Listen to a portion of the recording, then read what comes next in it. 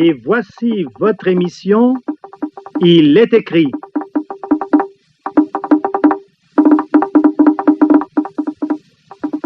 Une analyse des tendances, des faits, des événements de notre époque à la lumière des Saintes Écritures. Quand je me réveille le matin, je dis merci à mon Seigneur. Il me garde par sa main et met la joie dans mon cœur. Jésus m'aime, oui je le sais. Son amour jamais ne cessera. Jésus m'aime, il m'a sauvé. Et dans mon cœur, il habitera. Quand je tombe, il me relève. Quand j'ai peur, il me rassure. Il m'apprend à vivre dans la paix et me conduit dans sa lumière pure. Oh, Jésus m'aime, oui je le sais. Son amour jamais ne cessera. Jésus m'aime, il m'a sauvé. Et dans mon cœur, il habitera. Tape des mains pour Jésus. Frappe des pieds pour Jésus. Chante plus fort pour Jésus. Crie de joie. Alléluia. Jésus m'aime, oui je le sais. Son amour jamais ne cessera. Jésus m'aime, il m'a sauvé. Et dans mon cœur, il habitera. Si vous nous rejoignez seulement maintenant, vous écoutez Il est écrit, un programme de l'Église adventiste, spécialement conçu pour votre bien-être complet. Et c'est sur la 93.5 FM. C'est la CATV, station régionale de l'Ouest. Surtout, restez des nôtres.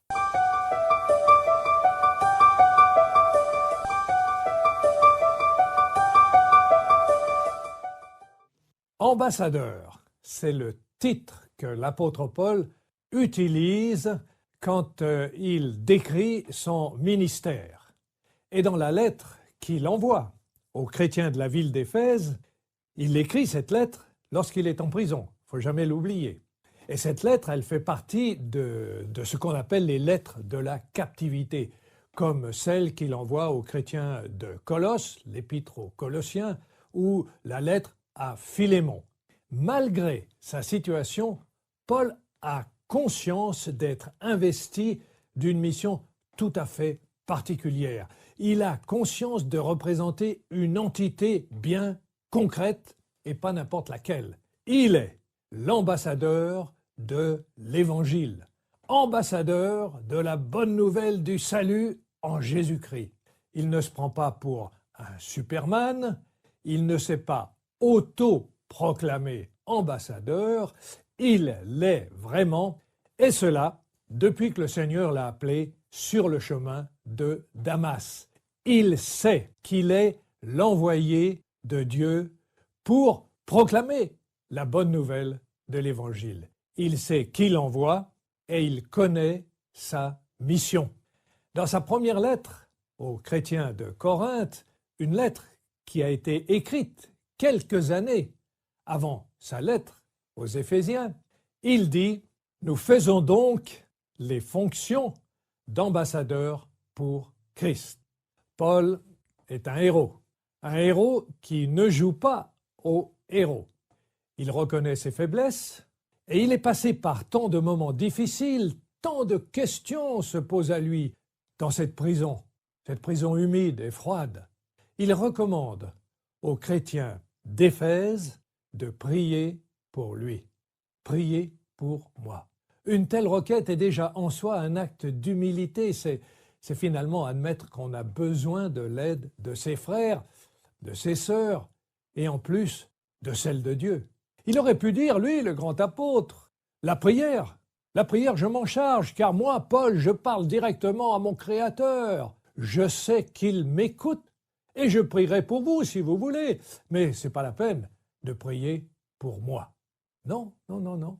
Et il explique pourquoi il faut prier pour lui.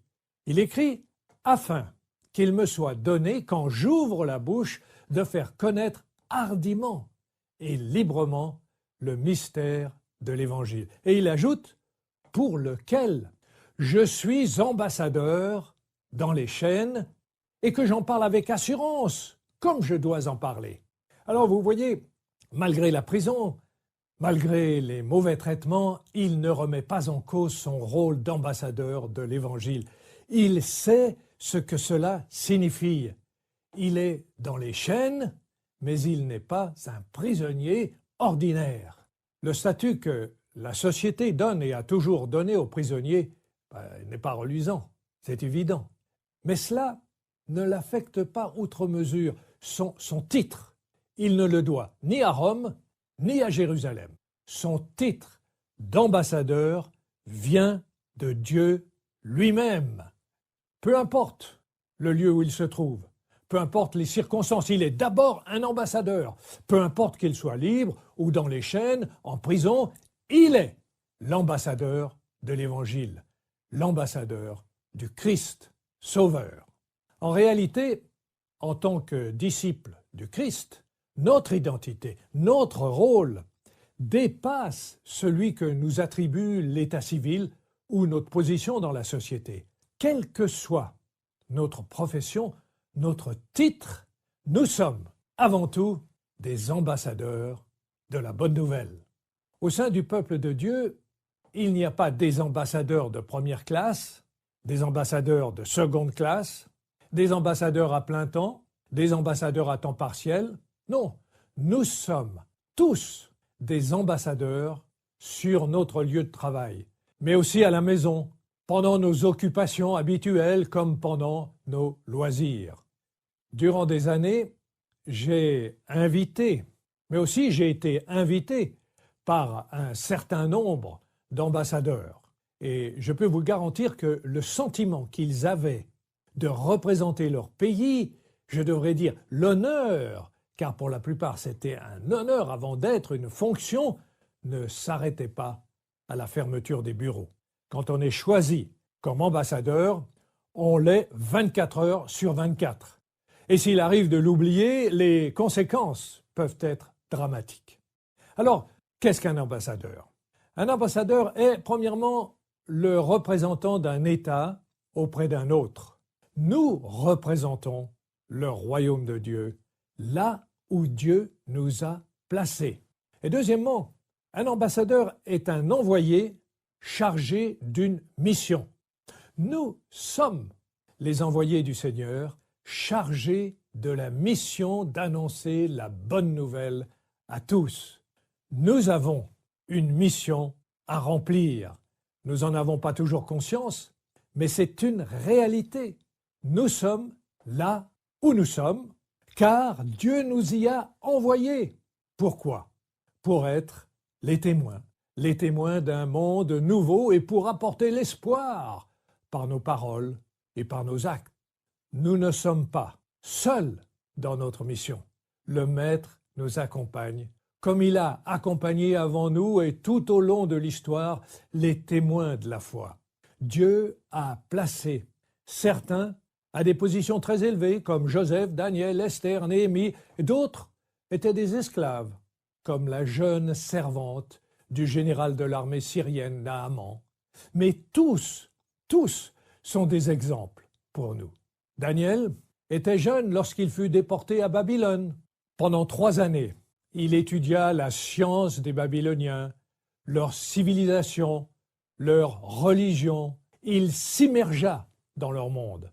Il fut enseigné par des professeurs, des sages, qui ne partageaient ni sa foi, ni ses valeurs. Il les regardait avec admiration peut-être, et eux le regardaient peut-être de haut. Ils étaient persuadés de détenir la vérité. Daniel eut affaire à des dirigeants qui jugeaient son peuple comme un peuple vaincu, inférieur. Jérusalem et son temple avaient été détruits. Et le Dieu de Daniel n'avait rien fait pour la protéger. Il était impuissant. Le Dieu de Daniel était pour les vainqueurs le Dieu vaincu d'un peuple vaincu. Le regard que l'on porte généralement sur les vaincus n'est pas source d'encouragement. Vous dites que Dieu, votre Dieu, est votre force, mais où était-il lorsque nous vous avons vaincus, humiliés, quand nous avons détruit le temple? Où était-il votre Dieu? Soit il vous a oublié, soit il n'existe pas. Daniel et les 3 Hébreux étaient à la cour du roi de Babylone, mais ils étaient les vaincus, et on les regardait comme tels. Toutefois, malgré sa situation, Daniel savait qu'il était l'ambassadeur d'une puissance bien supérieure à Babylone. Son royaume est éternel. Rien ni personne ne pourra le vaincre. Il était l'ambassadeur du royaume éternel de Dieu. Il savait d'où il venait et quelle était sa mission. Cette conviction le protégeait de l'influence négative, destructrice des officiels de Babylone. Il fit des études brillantes, il devint le conseiller du roi Nebuchadnezzar, il survit à la chute de l'Empire et il retrouva une place de choix auprès des dirigeants perses. Durant sa période de formation, à l'université et au palais, il acquit des connaissances utiles et d'autres futiles. Il a passé des examens, on l'a évalué sur le plan professionnel, il aurait pu oublier Dieu, adopter la religion des vainqueurs, s'assimiler complètement. Il est resté l'enfant de son peuple. Il avait conscience d'être un ambassadeur du royaume de Dieu. Pendant plus de 10 années, j'ai étudié dans les universités de Grenoble, de Montpellier, puis à Paris, à l'école pratique des hautes études, et finalement à la Sorbonne, où j'ai passé mon doctorat. Aujourd'hui, j'ai presque tout oublié. Et comme le disait le politicien Édouard Herriot, la culture, c'est ce qui reste quand on a tout oublié. Mais je garde le contact avec des professeurs de renommée internationale avec qui je suis devenu ami et que souvent j'ai invité dans nos congrès. Après des années, ce qui reste est la manière dont Dieu m'a conduit, de ses interventions, de ses miracles. Avec lui, je sais que tout est possible. Et souvent, je lui ai dit, « Seigneur, prends-moi la main, si c'est ta volonté que je réussisse cet examen, alors je réussirai. » Il était avec moi, dans mes luttes, dans mes joies. Et ça, je le savais. C'était prodigieux, je n'étais pas inquiet, car les études que je les faisais pour mieux le servir. Si vous avez cet état d'esprit, vous ne craignez rien. Comme Daniel, vous réussirez. Vous faites partie du peuple de Dieu. Et le Seigneur vous dit, « Parce que tu as du prix à mes yeux, ne crains rien, car je suis avec toi. » À ce sujet, j'aime cette citation d'Ellen White. « Dieu ne demande point à la jeunesse d'être moins ambitieuse. Il ne veut pas qu'on étouffe en elle la volonté indomptable, l'effort vigoureux ou l'infatigable persévérance, pas plus que le désir de réussir et d'être honoré parmi les hommes. » Daniel, le prophète, suivait des principes qui vraiment l'ont aidé à réussir. Et j'en ai mentionné 10. Le premier de ces principes qui faisait sa force, c'est qu'il avait une relation personnelle avec Dieu. Il priait souvent et beaucoup.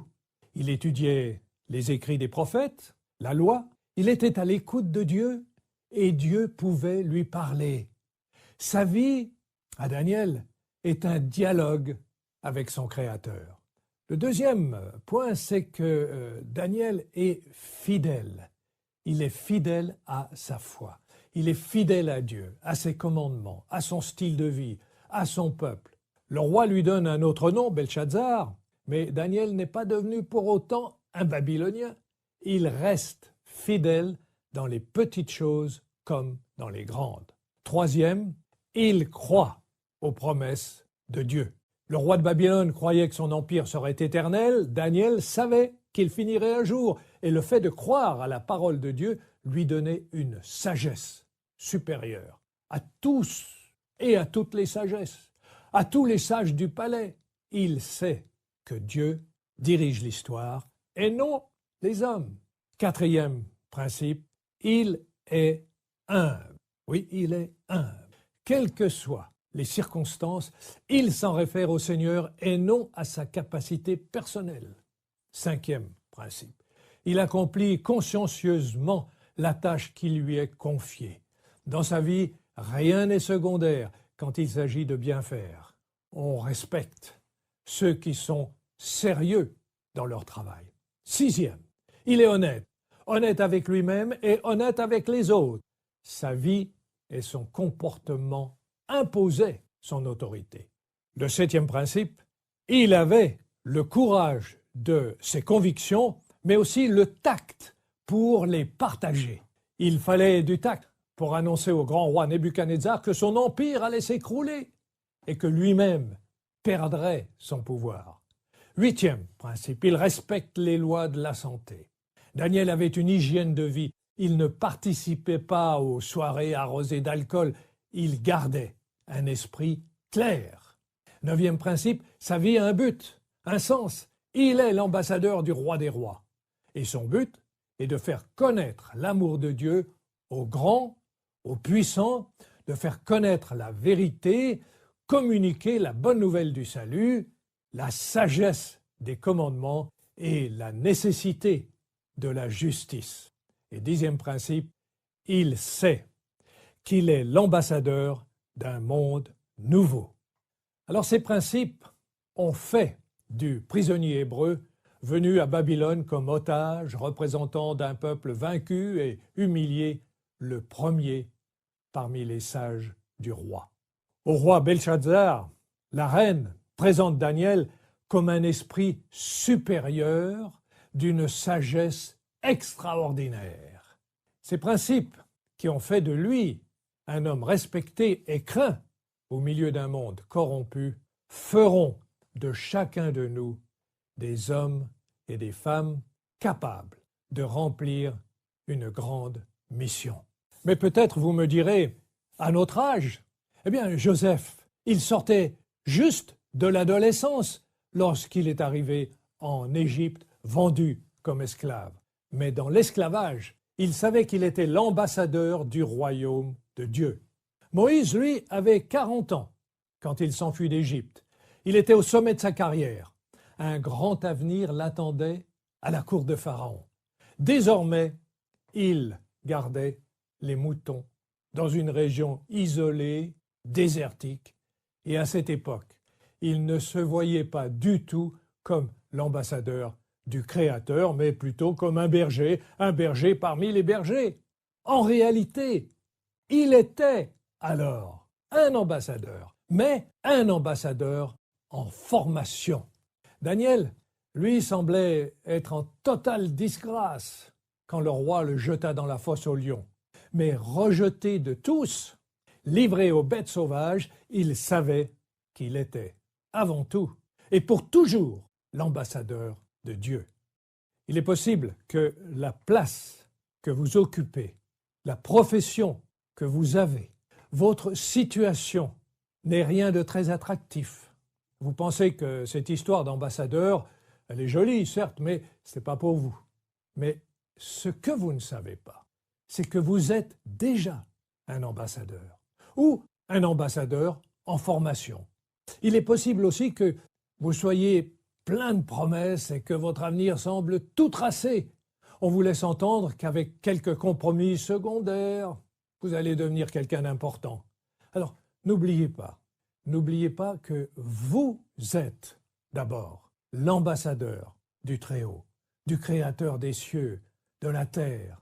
Et les promesses que le monde vous fait sont illusoires comparées aux promesses de Dieu. La question n'est pas de savoir si nous sommes ou non un ambassadeur, une ambassadrice de Dieu, car nous le sommes. La question est plutôt comment être un bon ambassadeur, une bonne ambassadrice.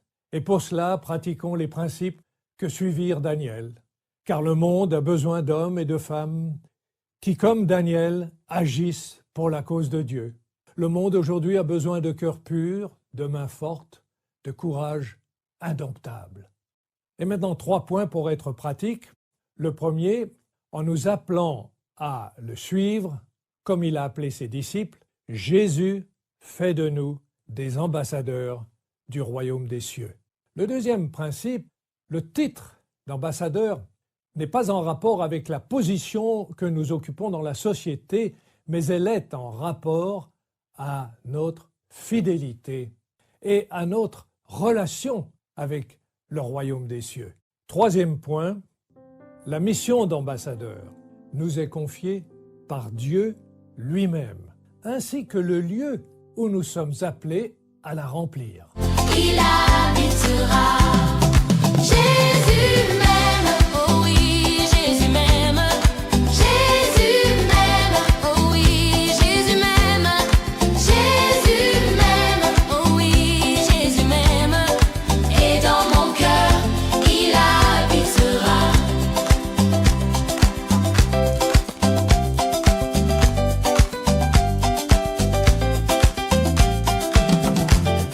Jésus m'aime, oh oui, Jésus m'aime. Jésus m'aime, oh oui, Jésus m'aime. Jésus m'aime, oh oui, Jésus m'aime.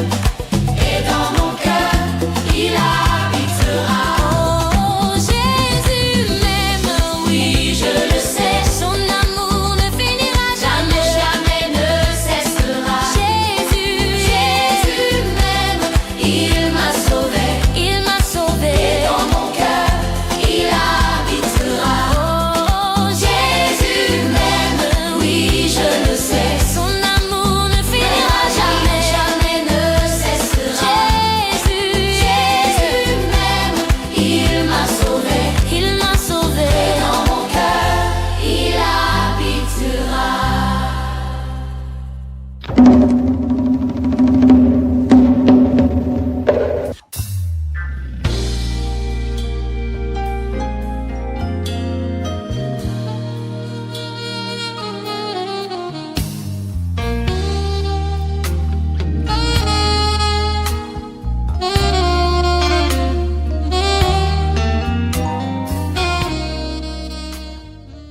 Dans le cadre du réveil de la Réforme, nous lisons toujours un chapitre de la Bible chaque jour. Et cette semaine, dès demain dimanche, nous lirons dans le livre de 1 Samuel, du chapitre 6 au chapitre 12. L'autre lecture de la semaine prochaine se fera dans le livre Patriarches et Prophètes, au chapitre 49 à 50. Chaque jour à 7h le matin ou à 7h le soir, nous allons supplier le Seigneur pour être baptisés de son Saint-Esprit. Nous allons aussi intercéder pour les malades dans les familles et pour tous ceux qui recherchent un emploi stable. Allons maintenant dans la Fédération des Adventistes de l'Ouest Cameroun, laquelle regroupe les régions du littoral, du sud-ouest, du nord-ouest et de l'ouest, pour signaler que le grand mouvement des assemblées annuelles se poursuit. Dans le district Mifinoun par exemple, cette grande fête de reconnaissance à Dieu se déroule depuis mercredi du côté de Fumboat. Pendant 4 jours, les frères et sœurs de la communauté adventiste de Bafoussam, de Magba, de Fumban, de Koutaba et de Fumboat ont reçu des études bibliques menées par le pasteur Tayou Moubele Joël, délégué envoyé par la fédération.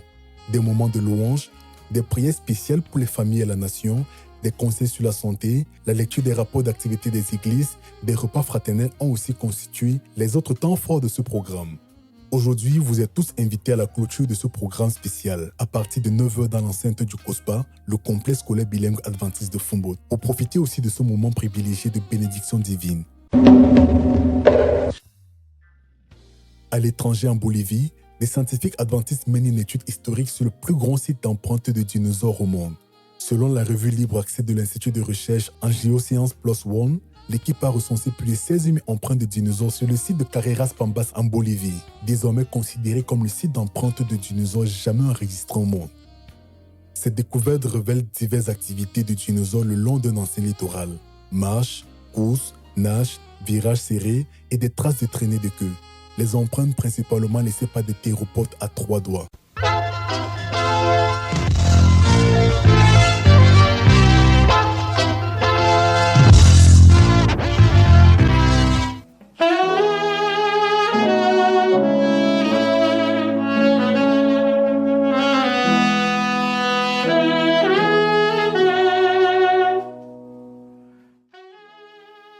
Chers amis, notre programme s'achève bientôt. Mais si vous avez besoin de prières ou de conseils d'études bibliques, contactez-nous au 699 85 85 69 ou au 675 42 80 95 ou enfin au 699 66 45 05. Merci à la formidable équipe de la CRTV pour la mise en œuvre de ce magazine semaine après semaine. Lionel Simon, c'est mon nom et ce sera avec un plaisir renouvelé que je vous retrouverai samedi prochain lorsqu'il sera 7h. D'ici à là, souvenez-vous qu'il est écrit « Je vous laisse la paix, je vous donne ma paix, je ne vous donne pas comme le monde vous donne. Que votre cœur ne se trouble point, ne s'alarme point. Dieu vous bénisse. »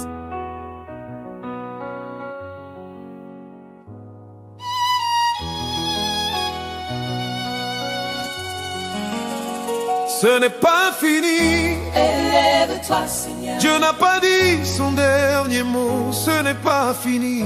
Élève-toi dans ta grandeur. Ce n'est pas fini. Élève-toi dans ta Mon histoire n'est pas à sa fin. Ce n'est pas fini. Regarde-moi bien, Dieu écrit une nouvelle page. Je marche par la foi, pas selon ce que je vois. Tout ce qui a manqué, Dieu multiplie. Le désert fleurit, les portes s'ouvrent. Même si je chute, je me relève. Même si je pleure, il me console. Quand Dieu décide, personne ne peut stopper. Il a la parole qui peut tout transformer. Ce n'est pas fini. Élève-toi, Seigneur. Dieu n'a pas dit son dernier mot. Ce n'est pas fini. Élève-toi dans ta grandeur. Ce n'est pas fini. Ce n'est pas fini. Élève-toi dans ta Mon histoire n'est pas à sa fin. Ce n'est pas fini.